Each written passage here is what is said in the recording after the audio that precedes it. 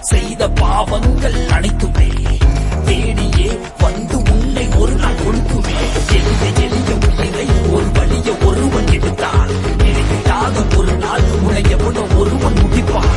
நேற்று செய்த தவறை நீ மேலும் மேலும் செய்தால் மேலே உள்ள அவனோ உன்னை கீழே விரித்து கொள்வான்.